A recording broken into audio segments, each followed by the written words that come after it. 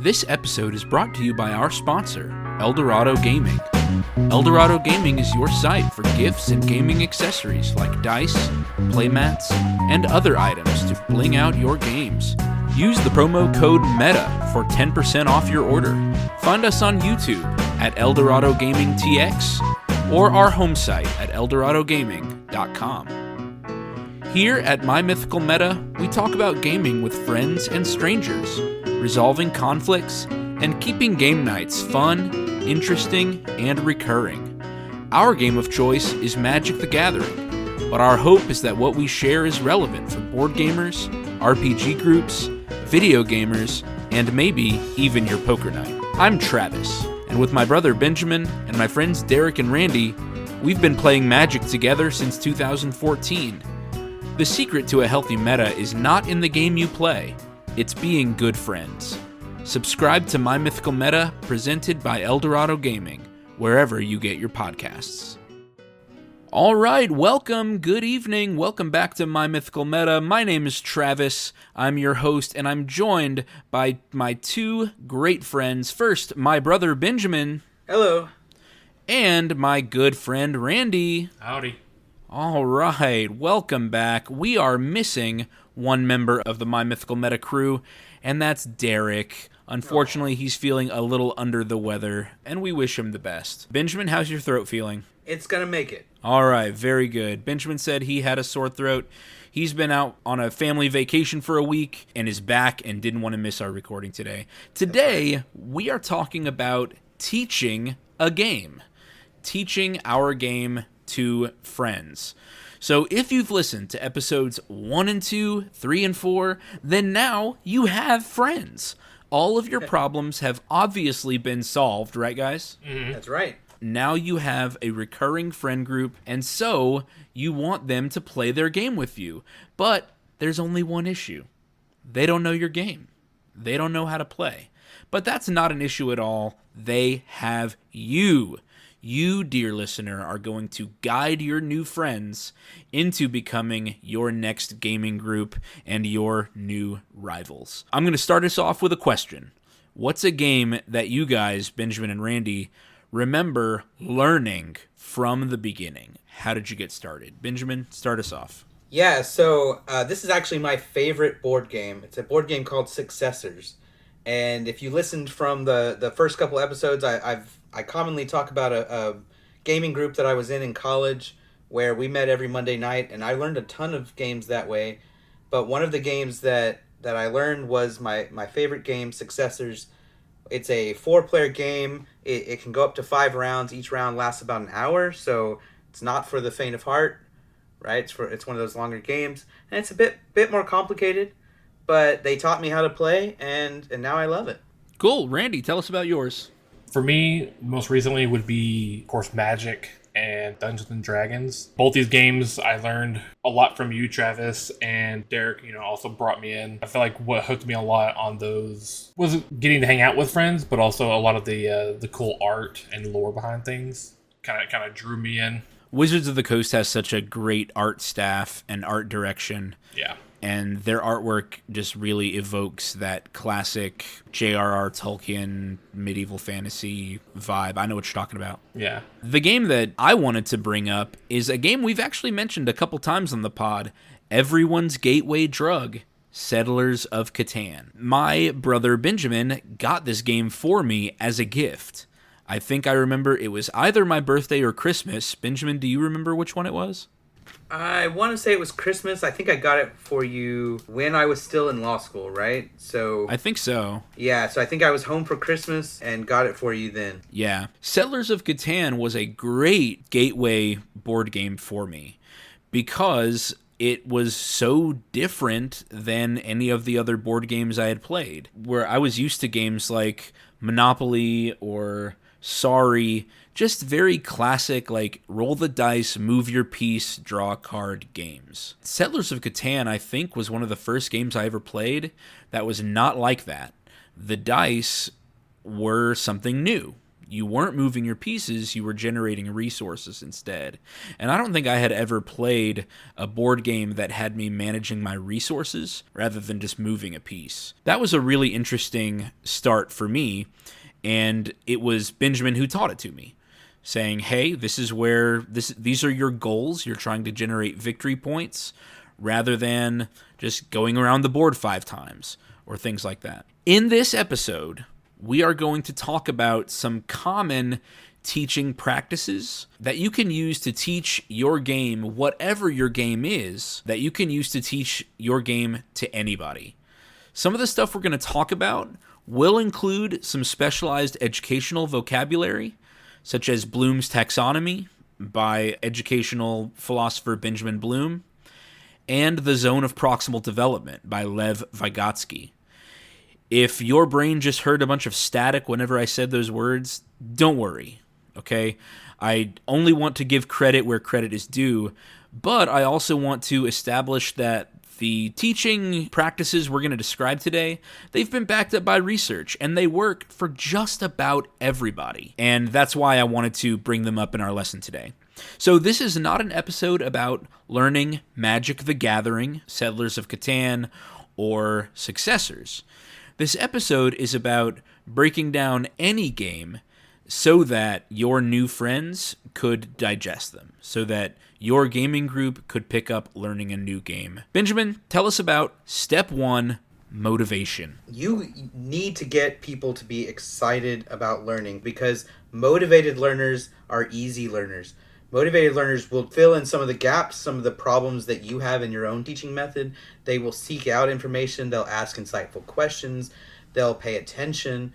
They'll just do all of the things that make it easy to be a teacher. And I know this as a teacher. Whenever I have a classroom full of interested students who like the subject matter, who like the unit we're on or whatever, they're easy. Every moment of the class is filled with questions and interest, and there's a lively back and forth, and by the end of the class, everyone's learned something. Everyone's engaged in what we were doing. On the flip side, when people are bored or they're uninterested or they can't see what's in it for them or any of that stuff, Right. then those kids check out easily. They're easily distracted by their phone. Even the kids that want to be there, that are trying to get straight A's, if they're not motivated by this particular subject, even they will tune out or get distracted or not ask the insightful questions or those sorts of things.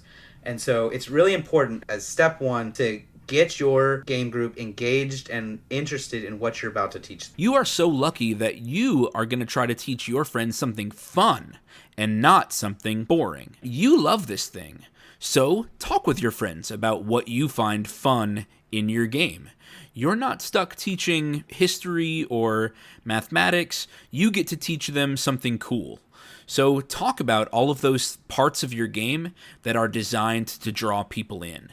Strategy, gameplay, lore, artwork, all of those themes, the feelings they evoke for you. All of those are what you love about your game. You should try to use those and, of course, your own enthusiasm to drum up your friends' interest. I was an English teacher for many years, and in every class, if I really loved the book, then I could get more and more students interested because they would see my passion or my enjoyment.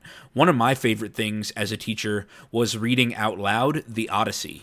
Ooh, yeah. The Greek mythology stuff and Odysseus and his tests at the end where he shoots the arrow through the axe heads. I would get up and act those things out, and kids would love those stories. But if I were teaching a story that I didn't enjoy, just this last year, I taught The Tempest by Shakespeare because the rest of my team was teaching it. And listen, I love Shakespeare, but The Tempest sucked. I did not like that story. I thought it was really boring. There were things I didn't understand that were going on. And my kids could see that, and they weren't interested in the story either. You are lucky that you get to teach something that you already know is cool. Teaching someone who is excited to learn is easy, like Benjamin said, but teaching someone who is resistant is very difficult. Something that I want to make sure to mention is that we're talking about games and leisure time. If somebody's not interested in learning their game, there is a point where you have to respect their wishes and let it go. Right, guys? Right. Like, there's definitely a point where if somebody has said no 3 or 4 times, then maybe it's time to try a different activity. But there are some things you can do that we're going to go through to get your friends motivated. Guys, what motivates you to learn something new? Randy, what is something that motivates you to learn? I'm a very visual person, so like the artwork of a game can really draw me in, box art. That's literally the first thing you see whenever you're playing a game is the box art. And absolutely, and by design. If you see something that's like, oh, this game looks interesting. It's got like a haunted manor, and it's got all that, like just a really cool design on it. Or I know there's like some game where it's like a bunch of like Russian mechs, but they're all like standing in the middle of like a bunch of farmers like sowing their wheat. Scythe, yes. Yeah, it's cool. That game is rad. Yeah, it looks really cool. It's like, well, what's going on in this world? So box art, cover art, and then just say like in-game, any kind of handouts. That's kind of like what hooks me. Whenever I run games, I really want to like give players handouts to give them something to physically see to kind of get them engaged. I'm a sucker for the pieces of games. Right. Starship Samurai has these mech pieces that I really loved. Blood Rage has those like Norse army men, and each clan has a different animal that they're based off of. So there's like a snake clan and a wolf clan, and then there's miniatures of frost giant and a hill giant and a fire giant and things like that. Oh, that's cool. So cool pieces. And obviously I've talked about Warhammer 40K and Star Wars X-Wing. Cool pieces get me in. I love that feeling of when I was a kid playing with Lego men or collecting action figures and making my own little battles. That's the kind of feeling that I want to recapture whenever I'm playing new games as an adult. Whenever I'm playing Dungeons & Dragons, I really enjoy saying what miniature could I potentially use or what might come up in this story that I could use. Benjamin, how about you? For me, there's two main things. I like a game that's clever, that doesn't just seem like a reskin of another game. And I love it when the cleverness mirrors something about reality, maybe from a cynical point of view, maybe from a fantastical point of view. But for example, a game that just really hooked my attention was a game called Imperial. And then I just recently bought the updated version in Imperial 2030. And the idea is that the players don't play as countries attacking each other. They play as investors, investing in various countries, and whoever has invested the most in a country gets to take that country's turn. Benjamin, isn't that the game we played at your bachelor party? Yes, that is the game we played at my bachelor party. I was so confused that whole time. Yeah, I didn't teach it very well. Because I grew up on Risk. And I was like, if I'm a country, I'm a country, right? That is just not how Imperial worked. And I would love to give it another try. Yeah, well, I just bought it. I bought it's the exact same rules, just the map's different. That's basically it. And I would love for you to come over and me teach it to you again, because I love the idea. Because to me, that's like, okay, let's be honest, that's how the world works, right? That whoever's invested the most money in a country gets to take that country's turn. And so to me, that idea of something that's sort of mind-bending and kind of clever, tongue-in-cheek sort of thing, I love that about a game. And then I also really like games with strategies that are not solved, or maybe even not solvable, because there's a nice rock paper scissors for the strategy in the meta or whatever. And usually that means there's multiple ways to win, multiple strategies, things like that. And that's something I really like about Successors. Successors, you can win by having the most influence, by having the most territory, by holding out the longest while everything falls apart. There's a bunch of different ways to win. Those two things, when there's something clever about the rule set or something and something deeply strategic about it, both of those things kind of create a challenge to try to figure it out. I'm one of those people that just loves to figure out a puzzle, see what kind of spin I can put on an interesting problem. And so games that present that challenge are really exciting. As you are trying to think of ways to get your friends motivated, you can ask them. And remember, we're big proponents of just straight up asking your friends the questions that you want to know. So you can ask them, what motivates you to learn something new? The same way I just asked Randy and Benjamin the same question. When you are trying to figure out how to get your friend motivated, you can start using those things. If the game is Magic, but your friend is not interested in the art, they're interested in the mechanics, showcase that whenever you're teaching them the game. So be enthusiastic about the game and use what they like. Use what they want. Yeah. I wanted to briefly describe some basic persuasion principles. Remember that we are not really trying to manipulate or trick our friends into playing games with us, but there are some persuasion techniques that you can use. The first is called ethos, which is all about your own reputation and your own credibility. If you have a friend who's willing to hang out with you, then that means they trust you, and they like you, and they want to spend time with you. They are most likely interested in the product that you're selling. That's why celebrities and experts are used to sell products. We trust them. You say, hey, if you like me and you like the things that I like, then I bet you would like this. If I played Dungeons and Dragons with Randy and Derek in high school, and 8 years later I'm trying to get them into Magic, I can say, look, I know that you're interested in fantasy themes, in mythical monsters and magic, so I bet this is a game that you would be interested in. There are some others. Ethos is about your own credibility and your likability. Then there are logos and pathos. Logos is about logic, doing something because it's the right course of action. This is a game, and that might be harder, but you could teach someone, or you could explain to someone what they might learn, or what they might accomplish. The more likely avenue is pathos. How will someone feel when they're playing your game? Before you start drilling into the rules, I think it's important to get your learner motivated. In the teacher business, we call these the anticipatory set. You don't have to know that lingo, but you know that, unlike a student in school, your friend can walk away at any time. They are not a captive or a hostage. Yeah. In school, students are stuck there, but our friends can leave at any time. So we need to get them to feel good in order to get them to spend their time with us. Now, Randy mentioned this already, that most games are designed with this already for you. Most games have a selling point, a byline that draws players in. Magic the Gathering is about enemy sorcerers summoning monsters and casting spells to defeat their enemies. That is generic enough to draw in a huge variety of players. Same with Starship Samurai or Scythe. If you're interested in giant robots, then those might be games that interest you. Is there anything that you guys want to add here? Yeah, so you mentioned the pathos of getting somebody talking about their feelings and such. One of the things that I like to do when I'm telling someone about a game is to talk about some of my own feelings and say, hey, I really love the feel of getting to be that big investor, or I love the idea of a mech walking through the countryside messing with peasants, or whatever the story is. You kind of tell them the story of the game. So you tell that story to your friends, and that can evoke a response in them, and you can kind of gauge, did they go for it or not, right?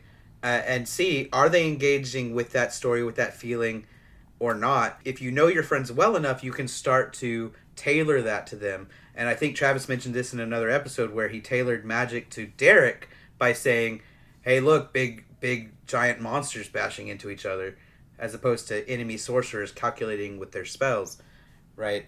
Yeah. Because definitely. Those are both the story of Magic. Look at this dinosaur and this beast.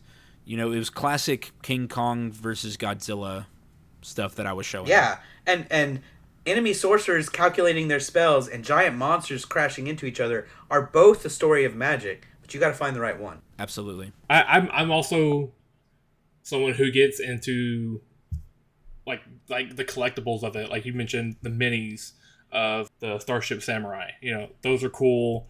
You know, I've been waiting for like 2 something years now for a Kickstarter of like, I think it's gonna be like 400 or 500 minis. That has just become a running joke that we're all betting. I still get updates. They still get updates. I invested in it, and then COVID happened, and so it really messed up their timeline. But they still give updates. But like that's what I'm into is like after I'm drawn in by the art, what keeps me there is like the collecting. So like I want to eventually have just a diorama of miniatures, at my disposal, and I want to be able to just like, oh, I got the exact piece for this situation. Randy, did you ever see that video that was going around of a guy who had a 40-year-long D&D campaign? Oh, I feel like I heard about it. Like, his basement is just full of dioramas and countrysides and miniatures. I would love that. I would love... Isn't that just a dream? Yeah, like I want... You know when you go to a gaming store and they have those big terrains or everything like that, and they just have them, like, shelved? And it's just, like, a huge, like, 6x4 shelf, and they just have a bunch of them on there? That's what I want. I want to be able to just, like, all right, today we're going to be in this environment, and just pull out an entire... like shelf piece and put it on top of the table and populate it with you know, houses and all this kind of stuff, or huts and all that kind of... That's my dream. I mean, this weekend I spent about $100 on not even minis, but just handouts for my players. So Travis, you'll see it coming up. Derek's not here, so I have to take his place. You spent how much? Yeah. Well, to be fair, it was basically a gift. My mom every now and then is just like, I'm gonna just buy y'all some stuff, so just tell me what you want. And I'm like, I guess I'll take this. Classic Barb. Yeah, she did it for me, my brother, Nikki, everyone, and oh, that's awesome. So yeah, and so I'm like, okay, I've been looking at these things I can give out to my players, so you'll be seeing a couple things. Ooh, that's exciting. So yeah, I love them so much. It's the more tactile, the more hands-on, bringing it to the real world that I can get. I love it more. Theater of the Mind is great, but I want like I said, I want a full 6 foot by 4 foot diorama of this village getting sacked by orcs. That's the dream. Like even just the map that you made and the bounty board letters that you had for our last session. Mm-hmm. Like it doesn't seem like much, but I truly feel immersed in it. Yeah. Whenever I break a wax seal off of a letter. That's so cool. Yeah, I enjoy making them, going through the process of picking fonts and, well, this person's a peasant, they can't spell, so everything's misspelled, and it's got that Cockney kind of way of speaking. Anyway, the tactile, the collectibles, that's what gets me, is I want to... That's what's going to sink me in and keep me there. Yeah. Remember, these experiences, listener... Whenever your friends are looking to get into the game that you're trying to sell, the game that you're trying to get them into, is think of all of these things and all of the things your friends have said that they like. Remember, you should be being a good friend, and you should be listening to the things that they're saying. And you should be designing the teaching experience to what your friends have said that they want. And then that brings us into step 2, which is actually the rules to your game. Benjamin, do you want to talk about this first? Yeah, so this is something I actually often have trouble with, and so I've been trying to make a conscious effort to teach games better, but my wife kind of tells me, look, when we're learning a new game, especially one of these complicated games like I like to play, you don't need to teach them all of the rules up front. What my wife likes to learn is she wants to know what's the object of the game, like how does someone win or lose, and then what's a typical turn look like. So, right. And then she wants to start playing. I feel like that's how it is for most people. She says the last thing she wants to know is what are the exceptions, and a lot of people can do that, can learn those exceptions as you play. Mm-hmm. Some people they don't like to lose, even if it's their first time playing, and of course it makes sense that they would lose. They still don't want to lose. So you have to kind of gauge your friends on that. What I like to do is I don't ever want the first time you play a game to be the last time we play a game. And so I will always tell people, this first one doesn't count. We're not going to record it anywhere. I'm not going to take any pleasure in the victory if I win. Right? Yeah, exactly. Like this. Oh yeah, I beat somebody who'd never played. I'm so proud of myself. Right? Exactly. It's like, but I feel like some people out there must do that, given how many people care about winning or losing their first time. Yeah. But I try to overemphasize that, just like you would do with the student, right? When you say, okay, I've just taught you this, now let's see you try.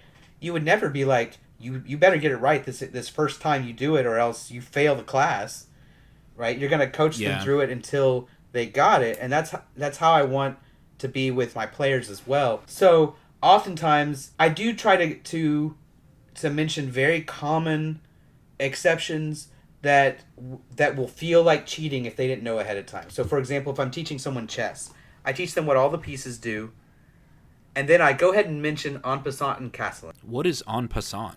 Oh, so if I think I know castling. Isn't that just when you move the rook past your king? right, you move your king over 2 and your rook to the other side. That's castling. Early in the history of chess, they added the rule where you can move your first pawn 2 spaces instead of 1 the first time you move it, right? Okay. Yeah. And that was just to speed up the game. And then there were some min-maxers out there like me who said, well, what if that lets them go past my pawn so that I can't capture it? And they said, all right, fine. We'll make a rule where if when they move their pawn 2 spaces, if they go past a pawn that could have taken it if they'd only moved 1 space, that pawn can take it anyway. It just moves right. Oh, I did not know that. So the pawn moves diagonal backwards? Nope, it moves diagonal. So when your pawn, so if my pawn is 2 spaces away from your pawn, if you were to just move 1, I'd be able to capture you diagonal, right?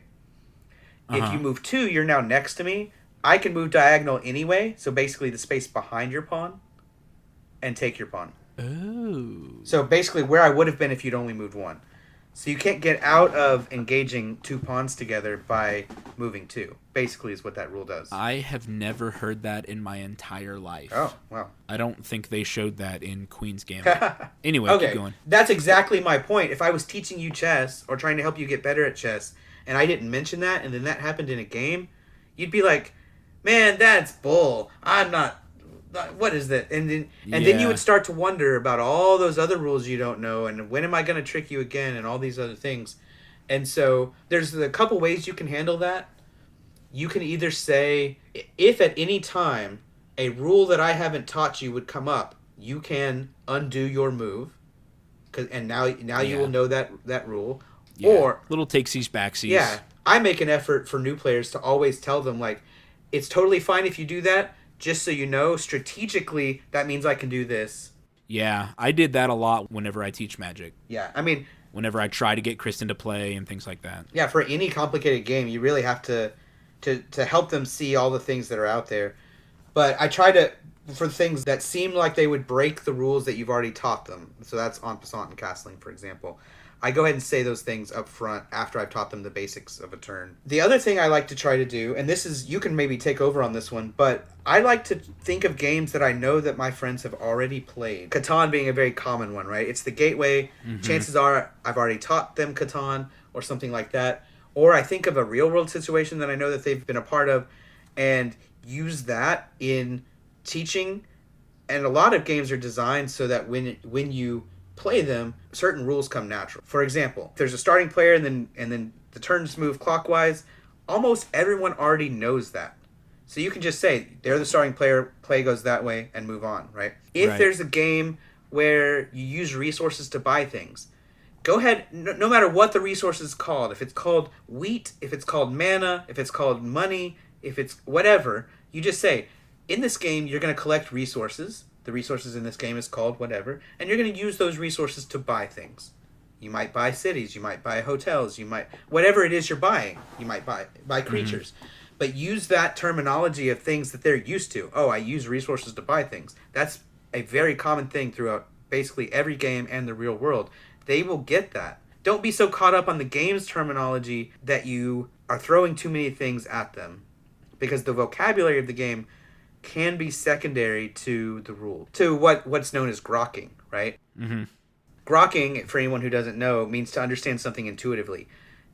Earning resources that you can then use to buy things is a very intuitive concept. Most people learn it when they're extremely young, and they've been doing it their whole life. And most cultures run on it. Right, most cultures run on it. Yeah. The entire economy is built on that. Almost any game you can think of, right? Even Risk, you have to sometimes earn a Risk card so that you can buy troops. Right? I mean, it's, Monopoly, all these games, you earn resources, you use them to buy things. Because that's true, your game might have a really interesting name for the resource and a really interesting name for the things you buy. And if you try to use the game's vocabulary, that's something new that your guests are trying to learn. Right? Yeah, your friend might not be ready for that. They might not be in the headspace to understand the new advanced vocabulary. Right. So a great example of this is if I'm teaching someone who knows Pokemon how to play Magic, I don't call it mana. I call it energy. I Yep, say we have absolutely. magical energy that you can get from these places, and you use the energy to pay for things, and they get that because Pokemon, you use energy to make your moves. You take something that they can already understand intuitively and use that vocabulary. That helps them grok the concept. That helps them to understand it intuitively and helps them move further into the rules before they start feeling overwhelmed. But to me, I feel like the more you can build on what they already understand intuitively, the easier it will be for them to get to that point where you say, okay, let's play around and see how you feel, going through a typical turn. Absolutely. So in the teacher business, we call that scaffolding. You want to build on what your student already knows, maybe from the previous year of schooling or the previous lesson that you did last week. You scaffold onto what the learner already knows in order for the concept to get more and more advanced. Now, generally, whenever you're teaching anything, you want to introduce a concept in stages, from the most fundamental and basic stage, then to more advanced and specific scenarios. Most people understand this logic string. This is how most normal brain development figures itself out, is it goes from general to specific, big to small, like a pyramid. And so, you should try to do the same for your game. Whatever you're trying to teach, you should start with the most fundamental and basic things that are used the most often.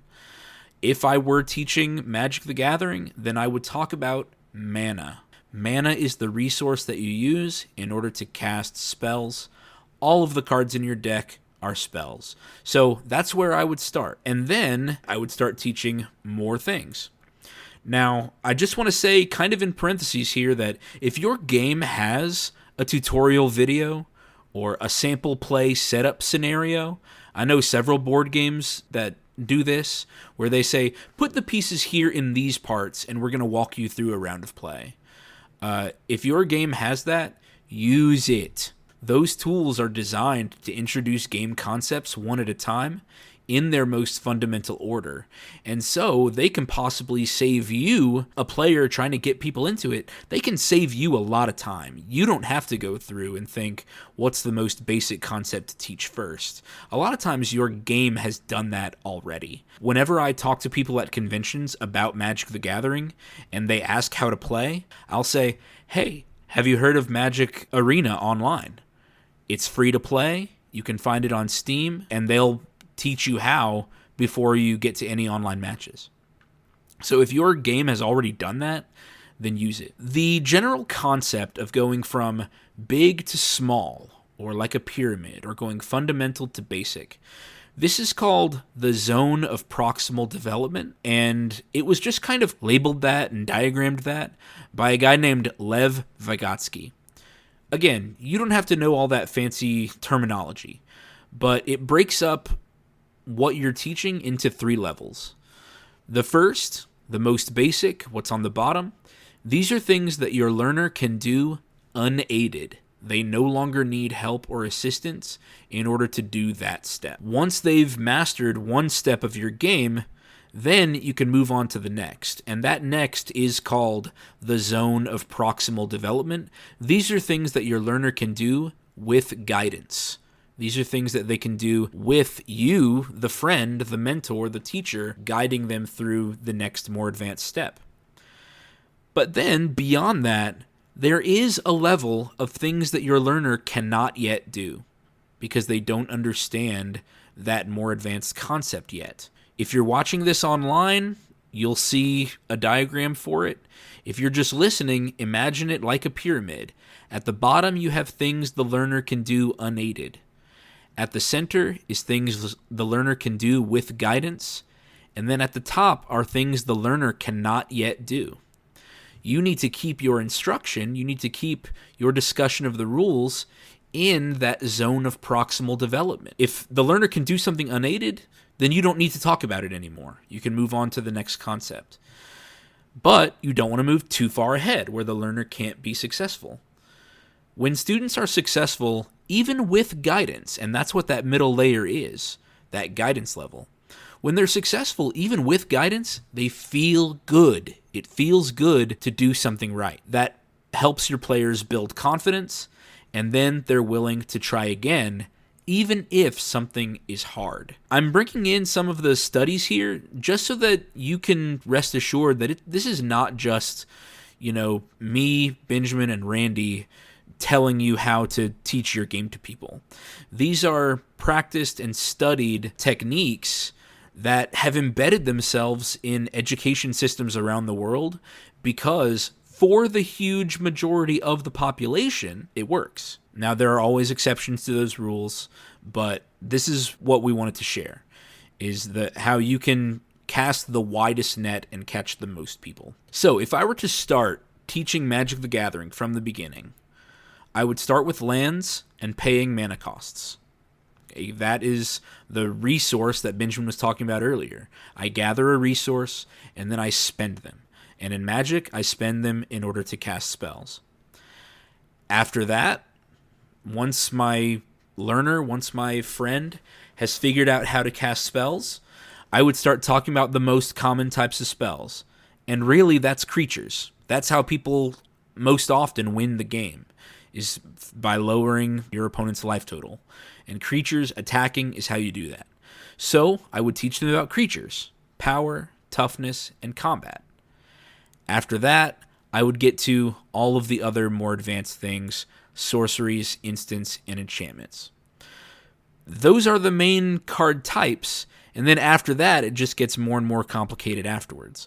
But you scaffold. You want to keep it in the zone of proximal development from what they can do by themselves, then to what they can do with guidance. And you don't want to push your learner too far into things they cannot do.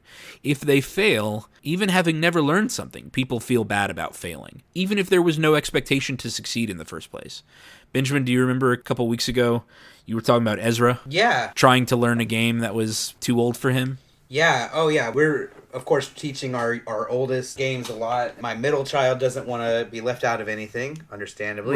Right. And so we teach him, too, and he's pretty bright, and he can get the basic rules, but it's very unlikely that a 5-year-old learning something for the first time is going to beat a 9-year-old learning something for the first time, or beat a middle-aged man who's known it for many, many years. Right. Even if there's no reasonable expectation to succeed, people feel bad about failing. Oh, yeah. Yeah, he hates it, and when he loses, he'll throw a fit, and we're working on that. But he can't... Well, he's 5, so it's okay. Right, well... But even teenagers and adults feel bad about failing. So as you're doing your teaching, just beware of the zone of what you're teaching. Beware of what zone that concept is in. Is it in a layer that your learner could reasonably achieve with your guidance? Or is it in a layer that's far beyond their comprehension? You mentioned people hate failures. One easy way to motivate somebody is in this stage by giving them little successes. Yes. So, for example, teaching chess, if you can set up a little thing, you're like, okay, I'll move here. Where do you want to move? And then you go, wait, do you see a piece you can capture? And then let them find it. And when they find the piece, they feel like, I did it. Ooh, I'm good at it. And you can even say, wow, that was really quick for you to pick it up that fast. I think you're going to do great. And now they have a little win under the belt, and they're motivated to want to get better. And it does the opposite of a quick failure and makes them want to keep learning. And it's crazy. I will see people discuss online, or you even see this in popular media, TV shows and stuff. It's like, oh, I'll never let somebody win. Right? It's like, why not? Why not? You want them to feel good about playing with you. I think there's a layer when you're teaching someone, like, this is what a winning move looks like. And you show them and allow them and put them in that situation. As a teacher, I was always saying, my classroom is a space for experimentation. It's a place for risk-taking.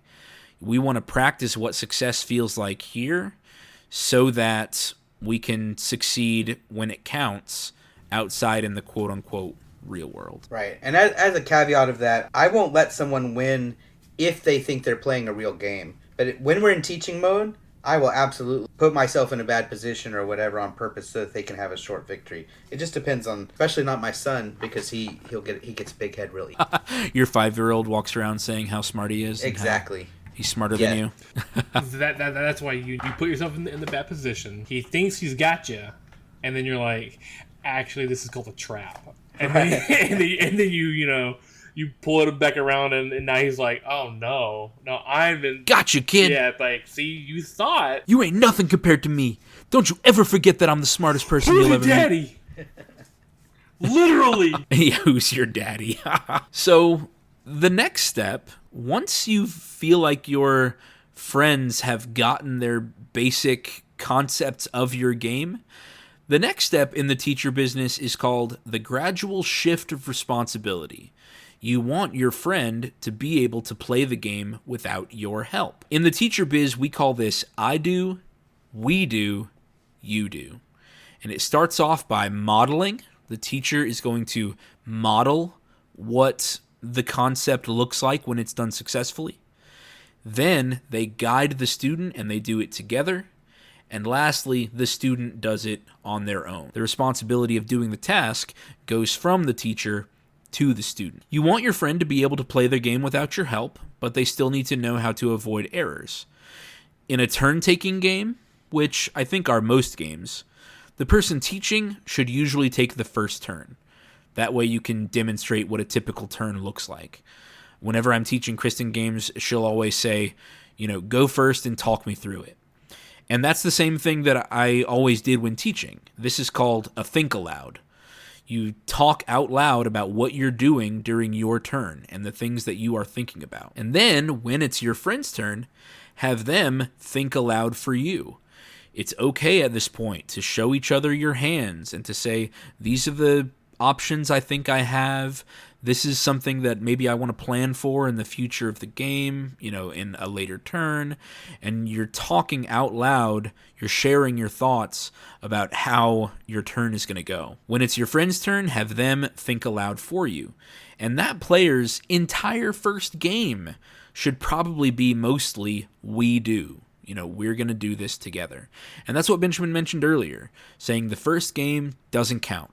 It's not about who wins here. It's just about making sure that we understand the concepts. And once your friend feels more confident, when they have a couple little wins under their belt, when that confidence is built, that's when they're going to be ready to try it alone. The last step, and this is going to sound harsh, the last step is assessment. You remember in school when your teachers would give you a test or ask you to perform a project, when they want to assess whether you've learned the skill. Now, games are supposed to be fun. There's not a test. But you as the teacher are still going to assess whether your friend understands the material and then reteach if necessary. But this assessment is open book. There's no test. There's no stakes. Remember that there's no stakes here. Your friend has access to the rules and to you. You should be happily answering questions and giving advice through all steps of this learning process. Winning is not the test. The only test is seeing that they understand the rules. This goes for you too. You do not have to win in your first game against someone after they just learned. Your task here should be helping your friend build up their confidence and their willingness to play again. Remember, we said at the beginning that you want a rival or a gaming partner, a recurring gaming group. So everything you do in this process should be about making sure this person is willing to play this game with you again. The Dark Souls approach of beating a player into the ground over and over and over and over again, that really only works for some people. There's a very special class of people who face defeat that way, and they feel like they need to overcome it at all costs. I'm one of those people. But lots of people would rather quit. Normally, I'm not that person, but in a previous episode, we talked about Smash Brothers. Yeah, learning Smash Brothers. In that particular time, I was like, all right, I'm tired of getting my stuff pushed in on me. So let me go drop some cash real quick and secretly learn how to play so I can Yeah, but remember, you are all about the surprise. Yeah, that's true. I think there's a whole class of people who just say, listen, dude, you beat me every time we play, and you never give me a chance to go into training mode or whatever, so I'm just not going to play. Right. Yeah, exactly. I think there's many more people who Yeah. would do that. I am that first type of person who says, I want to, keep smashing my face in and I'm going to figure it out. And it took me a long time to realize that not everyone's that way. See, I don't think I'm that way. I play video games on easy mode. I play video games on easy difficulty. I say, nah, I like to win. I don't want to fight the same boss over and over and over again. I'm a casual difficulty gamer. Yeah, I just started Baldur's Gate 3, and I'm very much in that I have a few hours a day. I'm going to take those few hours I have and enjoy it. So let's go story mode. Yeah, I want to play story mode. I want to have fun. Maybe after my first playthrough, maybe I'll go back and play on a harder difficulty, but first time through, I just want to chill and have fun. Yeah, that's usually how I will play. If I play on casual difficulty and I like the story enough and I got a lot of joy from that, occasionally I'll do a second or third run through where I up the difficulty. I did that with Fire Emblem Three Houses. On my first game I played normal, but I think I played that game 3 or 4 times, and then I started switching it to hard mode on my third and fourth playthrough. What about Dragon Age Inquisition? Did you play that 9 or something times? I've played Dragon Age 2, I think, 9 times. I've played Dragon Age Inquisition, I think, about 4. No, I leave Dragon Age on easy. Oh, okay. Yeah, that's one of my easy games. It's my baby, because that game treats me like a precious baby. So the last bit of teaching advice that I want to give goes with assessment, and it's called Bloom's taxonomy. There was an educational philosopher named Benjamin Bloom who talked about levels of understanding and ways that you can assess a student's understanding of a concept. And there are several categories, but don't let these levels scare you. You do this naturally whenever you get more and more interested in something. So the bottom most basic level is remembrance. This is fact recall and really basic concepts. So usually it includes defining and memorizing or repeating. So a lot of history classes will start at this level. You need to know that this event happened on these dates or whatever. But as you go up Bloom's taxonomy, the level of understanding gets more and more complex. A couple levels up, you'll see apply, which says use that information in a new situation now. So, you might, in a history class, take a look at a past rebellion or a past slave revolution, and then start having students predict what happened at a future event without having learned it. Say, look, you can solve these issues now, or you can understand what happened because now you've seen it before. And then, at higher and higher levels, you start evaluating, which means justifying a stand or a decision. This is where you start arguing whether your idea is right or not, or critiquing or describing something's value. And lastly, the top level of Bloom's taxonomy is creation. Designing something new, developing or assembling something that has never been created before. Like I said, people do this naturally whenever they get more and more interested in doing something. Obviously, my example is Magic the Gathering. It starts off with remembering certain cards and keywords. But then we start understanding how keywords combine in special interactions, like Trample and Death Touch, how those two keywords work together on the same creature. But then I start deciding which card I like in different situations, and lastly we start deck building. You know, Magic the Gathering is in a never-ending spoiler season now, where people are constantly saying, I like that card, or I don't like that card. Or, I think this card would be really good in this situation. And of course, all the pros are saying, hey, if you've never played with the card, maybe you can't evaluate it yet. But as I was writing that up with Magic, I was thinking of plenty of things that this applies to. Imagine getting involved in skateboarding. You know, it's going to start off with remembering your most basic stuff. You know, where do I put my feet? How do I get the skateboard to turn or twist? how can I start performing the most basic building blocks of tricks, like the ollie, the jump. But then, Right. as you get better and better, your greats out there will start creating their own tricks because they understand the game at a deeper and deeper level. Does that make sense? Yeah. Anything you guys want to add here? I know it's complicated educational mumbo jumbo, but whatever your game is, it probably has levels like this. Teaching somebody the most basic stuff, and then hoping that you can get your friend involved and interested enough to start analyzing and creating their own strategies. I mean, and to a degree, this is a question. To a degree, wouldn't this also apply to just, I guess, being invested into the game? Like, of course, it starts with, remember, that's learning the game itself. But then when you get to the part, I guess, of, like, create, or I'm not sure what other step, but, creation is the top. It's taking the information that you know and transforming it. Well, I'm not going to say taking the information you know and transforming it.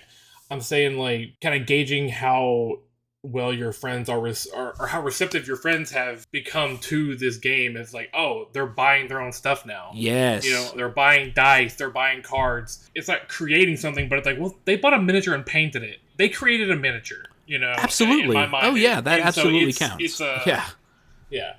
Yeah, as you're watching your friends, you can think, what level are they at? What level of engagement have they invested into the game? How deep has the hook sank? Yeah, have they bought their own player's handbook for Pathfinder? Because that is also a level of investment where they're starting to investigate their own solutions. I really wish that Derek had been feeling up to record today, because he does this whenever he gets involved in something new. Whenever he likes something, he will start delving deep into it. I remember when Game of Thrones was really at its peak, and Derek was like, oh yeah, I'm going to read all the books, I'm going to get on the subreddit, I'm going to start learning all the extra lore that's not in the TV show. Mm-hmm. Like, all of that is elevating up Bloom's taxonomy. And eventually people start writing fan fiction. I mean, that's creation of how well somebody understands, their topic or whatever. Well, how well they understand, or just how invested they are? How invested they are. Yeah. When Derek gets invested, he, just imagine just a wizard with just hundreds of books open and papers everywhere. Oh, yeah, absolutely. That's what his mind has become. Just sitting on the floor with pictures spread all around him. The It's Always Sunny murder board. Yeah. Pepe Silva. Yeah. Benjamin, anything you want to add about Bloom's taxonomy? You're the other teacher here, so I want to make sure to pick your brain. No, not right now. Maybe I'll think of something. Well, those are the things that I wanted to hit about teaching a new game. If you were tuning in hoping that we were going to teach you how to play Magic, try out Magic Arena. Okay, there is a tutorial on that program that is ready to teach you how to play, and then you can contact us and we can start talking about the game. So, motivation, then scaffolding the rules into phases where a new player could understand them. The shift of responsibility from you, the teacher, to the learner. I do, we do, you do. Start off by modeling, and then do it together, and then build their confidence. And lastly, assess. Assess your learner's knowledge and understanding, and see what their investment is and how they want to move forward. I want to encourage any of our listeners. I feel like this is a topic that has a lot of extra room to explore. A lot of people are going to have specific questions or ideas about teaching a game that they're like, I love this game, and I have friends that are interested in learning it, but every time I try to teach it, it just falls apart and we never end up playing it. How can I do that? If this applies to you, send us a message, or put a comment here on YouTube or on Reddit or on anywhere where you're finding us. Most places have a way for you to reach out to us, or send us an email at info@eldoradogaming.com eldoradogaming.com. There's Travis at eldoradogaming.com. Okay. And there's mymythicalmeta at eldoradogaming.com. Well, there you go. Send us an email at mymythicalmeta@eldoradogaming.com. Okay, so here's the thing. We're experts, but we also have experience with failure to teach games. Oh, plenty of times. Y'all were talking about this before the show started. I want to dive into it before we wrap up. Will y'all talk about your experience with Kill Shakespeare? My aunt, Benjamin and my aunt, our mom's sister, she got me a game called Kill Shakespeare. I was the English teacher. I'm the literary dude. She knew I liked board games, and she said, Kill Shakespeare. It's got literature. It's a board game. Travis is going to love this. And I love Aunt Becky for it. But that game was one of the worst games I've ever experienced in my life. Now, this was back when me, Randy, Kristen, and Derek were in a pretty deep board gaming phase. We were board gaming as the way we were hanging out with each other. This was before Derek had met Kristen, and I've got my shelf full of board games. We're not board gaming slouches. But Kill Shakespeare had just such confusing instructions that it was almost impossible. Well, it was impossible for us to figure out how the game worked. It would use variable terminology as it described the game. Sometimes it would call them turns. Sometimes it would call them phases. So that was confusing. It even had varying iconography, the symbols that you see on games. And those symbols are supposed to go with an action or go with a concept. And even sometimes the symbols wouldn't match up from the instruction page to the back of the book. It was just really confusing. And we found a online video that purported to teach how to play Kill Shakespeare. It was like a 2-hour-long video. And it simply got to the point where we were no longer interested in playing by the time we knew what all of the phases were. By the time we knew all of the phases and all of the actions, it was all so convoluted and wrapped up within itself that we were no longer interested in the game. Now, the conceit of the game, the idea, the story, and the board game even comes with a comic book. So there is a story that goes along with this, that Shakespeare is a wizard, and that all of his characters have come alive, and Lady Macbeth is trying to kill him. So Lady Macbeth wants a different ending to her story and is trying to kill Shakespeare.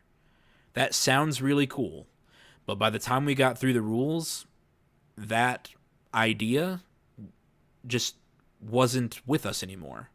That idea wasn't the same. Randy, did you want to add anything to that? I'll just add that, being as someone that I learned by doing and not by just being read instructions, that was the worst experience. Because, the video was 2 hours, but I feel like we spent 3 or 4 hours trying to learn how to play a single round of that game. Oh, yeah. And, I've blacked it out of my memory because it was such an awful experience. I think we tried for an hour or two without the video. Again, because we've learned games before. We're not idiots. We don't think. So, right? Or the game shouldn't treat me like an idiot. Yeah. It threw too many concepts at you, and they were not clear, and it was just too much too quick. It was just too much to handle. It was like learning a whole new language of jargon. Exactly. Exactly. Yeah, put the flux capacitor inside of the Doomajiki, and then you get 18 thingamabobs, and then you can transfer those. There's an auction. For a Shakespeare There's coin. An auction at the beginning of the phase. But in the middle of the phase, there is a movement turn, an invasion step. Like, it was just... for real. I'm telling you. Stand up on one foot, rub your tummy, pat your head. It was like, man, I can't I'm do really this. not exaggerating. I think that those were some of the concepts in that game. An auction, an invasion, a movement, because there was a map. There's a quest phase, I remember. So... Right. Mm-hmm. This game was too much for us, for me and Kristen and Derek and Randy. We were simply simpletons, imbeciles to understand it. So naturally, I gave it to my rival and someone who has a clearly more superior mind than I. I gave it to my brother Benjamin. I said, see if you can figure it out. All right, Benjamin, go. Well, we did eventually figure out a turn. We didn't finish a game. So I don't, I found some patient friends and my wife. And honestly, so we got through a turn, and by the end of that turn, I was thinking to myself, I could repeat that turn, and we could repeat this turn till the end. I don't think we're going to win. But we all decided, let's play something else. And the reason I wanted you to tell that story, because it's so instructive for teaching games in general, right? Mm-hmm. There are complicated games that are super fun. In fact, Magic is probably more complicated at its worst, like when you're playing Commander, than Kill Shakespeare, right? I've played some games, I've played 9-hour long games where the rules change every few turns, and the reason that you can get them is not because the rules are less complicated, but because of all those little things you were talking about. The iconography is consistent. The vocabulary is consistent. They use the tools that you are already familiar with to scaffold, right? So when you're teaching your friends, don't do what Kill Shakespeare did and have different words that mean the same thing. Don't try to introduce too much vocabulary at once. Don't try to use a bunch of different things as tokens or chits or different representations to mean the same thing. Make sure that you stay consistent and simple as possible, because these games are made to sell. They're supposed to be fun, and they're made so that you can get involved in them. And that was the game's fault. That wasn't anybody's teaching wrong, but the game itself taught wrong, right? Mm-hmm. Yeah. They did all the stuff that we talked about earlier wrong. But you can do those things right with a complicated game and avoid that problem.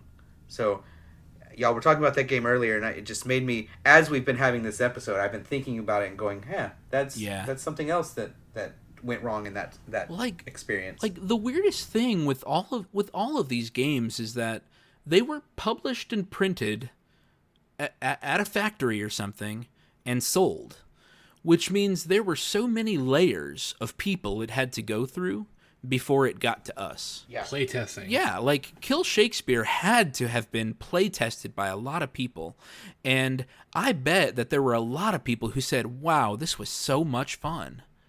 They left their focus group, meeting, and they're playtesting. The people who made that game are probably so proud of the product that they made and the experience they created. And it is just really sad that the teaching of it, the transmitting of the information from one source to the next, that's just more communication jargon coming at you. I apologize. But that's where there was a break. And now me and my friends have to miss out on that experience because we don't understand the game. Yeah. Yeah, it's too bad that this podcast wasn't around for them.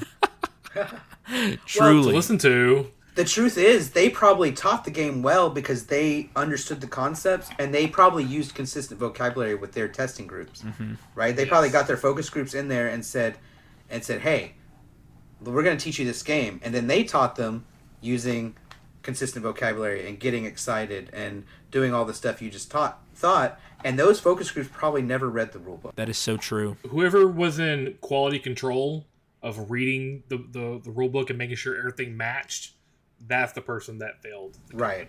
Because probably where they really messed up is probably they had somebody read the rule book who already knew how to play the game and said, is this an adequate explanation of how to play the game? And they read it and said, yeah, it makes sense to me.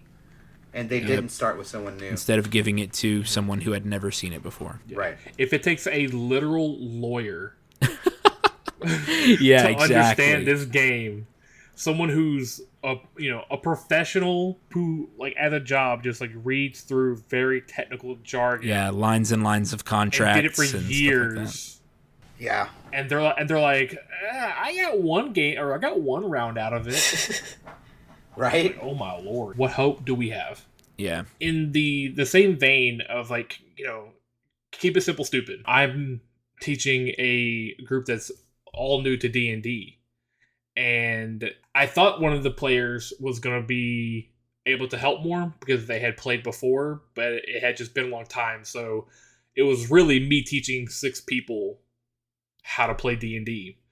And kind of going into that was a bit of a surprise, but after I helped them get their characters made, I could tell that a lot of them were very lost. So I went, before the next session, I went and basically like made a very simplified version of a character sheet for them and said, this is your class, or, like, these are racial buffs. You don't have to search the book and find things back and forth, or just see you wrote down keen senses and not know what that means. Right.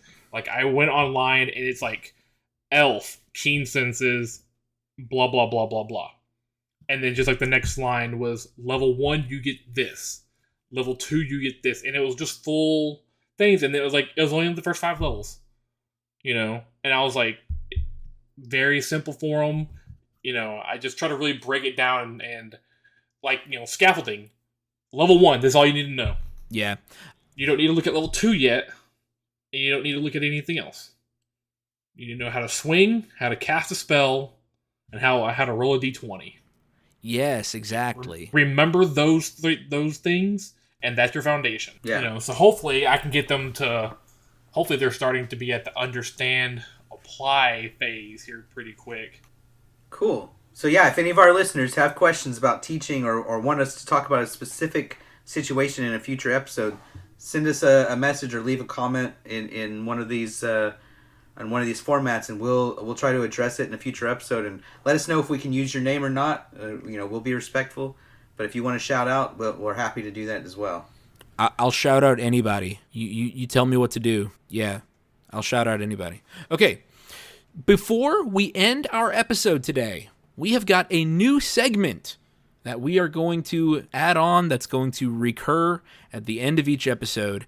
Derek came up with the name for this segment. This segment is News from the Warfront.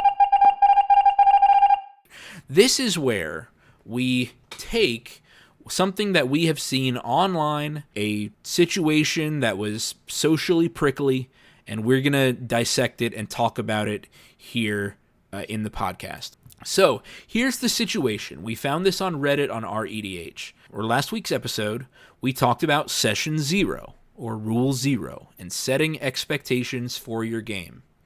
And what happened in this situation is that the poster is at a shop. It's the poster and his friend, and they're at a shop looking for randoms. They're doing pickup games with randoms. So a stranger that they've never met before sits down at the table, and they're about to play a game. And the stranger asks for no infinite combos. In Magic the Gathering, you can set up an arrangement of cards where the interactions will quote-unquote go infinite, and usually you can win the game in this way, because with infinite resources, you can do infinite things. The group agrees. They say, hey, we don't like infinite combos either. We prefer longer games. However, this stranger is very vocal about their preferences for a lower-powered game, and asks for 2 of the other players to change decks. He sees their commander in the command zone, says, I don't like the things those commanders are doing. Can those decks change? And again, the poster claims this was fine. They had other decks ready. They pull them out and start playing their game. The poster, the OP, then claims that a few turns in, the stranger creates infinite mana, dumps it into Walking Ballista, ending the game with the stranger's victory. The stranger that's pretty underhanded. The stranger has asked repeatedly and is very vocal, saying, no infinite combos, I want a lower powered, longer game. And then they are the one who have an infinite combo and wins. Like, what is going on in this guy's head? Right. The desperate lengths he'll go to get a win at the end of the night. I don't know. Yeah, it's weird. It's like this is a way to not get invited back. Next time. Next weekend, if that group of people sees him and he's like, "Oh, can I join?" They're like, "No." No, yeah. Yeah, you set up an expectation for the game and then completely subverted it. completely lied. Yeah, it feels pretty underhanded. Like we talked about last week, not wanting to play with people who lie because they're not playing the same game as you and they haven't agreed. I think this is it. This is the situation where that person has lost the ability to play with a group at an LGS because they wanted to get a win in. Yeah. So, like, it just, don't worry. I understand that you can stumble upon combos. But nobody stumbles upon Walking Ballista. Yeah. Like Yeah. that is just a magic card that with infinite mana wins the game. right. Like, nobody's putting Walking Ballista into their deck saying, "Oh yeah, I'll probably make X equal 3." Right? Yeah. Right. Yeah, I agree. Like, that card has gotten enough coverage over the last 5 years? Wasn't that Kaladesh? Yeah. It was in Kaladesh. Yeah. So, I mean, what year was that? Was that 18? No, it was earlier than that. Yeah, it was earlier.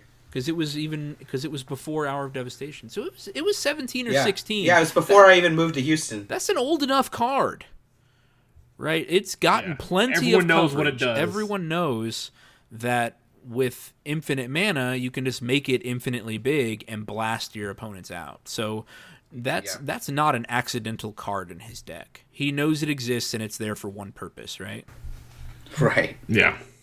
So this is an example of what we were talking about in last week's episode, our Session 0, Rule 0 episode. This guy has lied about what he's bringing to the table, and he even asked his opponents, effectively, he asked his opponents to go easy on him so that he could get this win. And again, the only stakes at this LGS, in the post, he mentions nothing about prizes, no prize support, no tournament atmosphere, No stakes. no stakes. Again, no stakes here. The only stakes are whatever personal pride and glory you get from your friends from winning, or a good social experience. And this guy just stomped on whoever he needed to in order to get a win. So we feel sorry for you, poster on Reddit. Just remember that there's no obligation to ever give this guy your time ever again. You have had a look at his personality and found it wanting. Right. That was fun. I can't wait to do the next news from the Warfront. Yeah. Yeah. Okay, so as we draw this episode to a close, remember that you can reach us at mymithalmeta@eldoradogaming.com. You can also email travis@eldoradogaming.com, or, of course, you can leave comments in any of the formats for this podcast. We've got YouTube. We, of course, have the audio version of this podcast available on just about all of the podcast platforms out there. Guys, we don't have enough followers right now. If you want to get in on the ground floor, I'm telling you, now's the time. Get your ratings, reviews, comments in, and I'll start, I can know you with a first name basis if you want. Now's the time to get in on the ground floor. Please make sure that you're sharing with your friends. If you have found any of the things that we've said today or in any episode helpful for you or your group, please make sure to share. Share, like, subscribe, click that bell. What else do they do? Subscribe. Comment, rate, and review. Yeah, we got to get that down. You got to click that bell icon, subscribe, leave Yeah. a like, leave a comment. Smash that bell as just hard as you can. Just punch your computer screen. Really let me feel it. Let me feel it through the screen of how much you want notifications. All right. Do you want a word of wisdom? I do want a word of wisdom. Thank you so much, Benjamin. Lay it on us. All right. So, teaching is one of the best things, one of the best experiences. And you may have heard that, right? The teaching profession, people aren't in it for the money. They're not in it for the fame. They're in it because it feels good. And you get to take that place of a teacher anytime you bring over a new friend or an old friend into a new game, and you get to share something you love, and for all you know, you could be teaching them their future favorite game, right? I was part of a gaming group for many years that was constantly teaching me new games, and I don't know where they learned all these games. It was more than I could possibly imagine, but every experience was new. It was exciting, and many of those games have gone on to be my favorite games that I've bought, that I've shared with others. And so this is it's almost sacred, this chance to share your love, your passion, your hobbies with someone close to you. It can get you a fellow hobby mate. It can get you a lifetime friendship, and it can start here. So I hope that you take what you learned today and really apply it to teaching new games effectively and with the joy of friendship in mind. Benjamin, you just brought a tear to my eye. That was Awesome. Beautiful. Almost makes me want to go back to teaching. Almost. Almost.